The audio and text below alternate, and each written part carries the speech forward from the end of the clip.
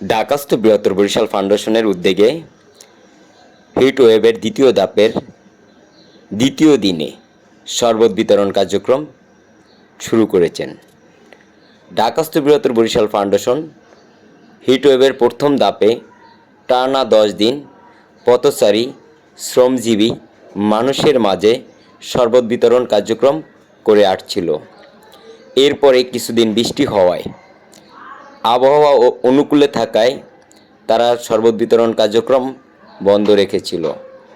যখনই পুনরায় আবার হিট ওয়েভ চালু হয়েছে এবং হিট অ্যালার্ট জারি করেছে, ঢাকাস্থ বৃহত্তর বরিশাল ফাউন্ডেশন পুনরায় তাদের কার্যক্রম শুরু করেছেন। এই বিষয়ে ঢাকাস্থ বৃহত্তর বরিশাল ফাউন্ডেশনের প্রতিষ্ঠাতা এইচ.এম. মোস্তফা জামাল আকাশের কাছে জানতে চাইলে তিনি বলেন, যতদিন এই হিট ওয়েভ চলবে ঢাকাস্থ বৃহত্তর বরিশাল ফাউন্ডেশন পথচারী ও শ্রমজীবী মানুষের মাঝে এই শরবত বিতরণ কার্যক্রম অব্যাহত রাখবেন। তিনি আরও বলেন, ঢাকাস্থ বৃহত্তর বরিশাল ফাউন্ডেশনের সূচনা লগ্ন থেকে আমরা দেশের যে কোনো ক্লান্তি লগ্নে মানবিক কাজে মানব সেবায় এগিয়ে আসার চেষ্টা করেছি। ইনশাআল্লাহ আপনাদের দোয়া এবং সহযোগিতায় এই সংগঠন আগামীতে সকল প্রকার সামাজিক কাজে অংশগ্রহণ করবে এবং মানুষের পাশে থাকবেন।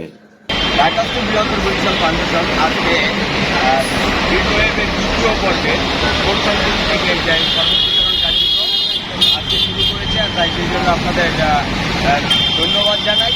আজকে ঢাকাস্থ বৃহত্তর বরিশাল ফাউন্ডেশনের যারা কর্মকর্তা আমার সাথে যারা দীর্ঘদিন ধরে কাজ করে আসছেন তার ভিতরে সামনে নাও সম্পাদক নজরুল, অর্থ সম্পাদক মাসুদুল্লাহ, ধর্ম বিষয়ক সম্পাদক কবির, আমাদের এই চাচা অক্লান্ত পরিশ্রম করছেন।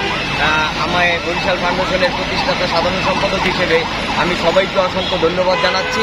আপনারা জানেন যে এই হিট ওয়েভ যখন শুরু হয়েছিল, হিট অ্যালার্ট যখন জারি হয়েছিল, তখন আমরা টানা 10 দিন এই একই জায়গায় শরবত বিতরণ কার্যক্রম করেছি।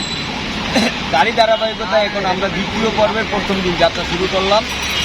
আশা করি যতদিন হিট ওয়েভ থাকবে, এই গরম থাকবে, আমরা আমাদের কার্যক্রম অব্যাহত রাখব এবং বরিশাল ফাউন্ডেশন সবসময় মানবিক সেবায় মানবতার কাজগুলোই করে থাকে।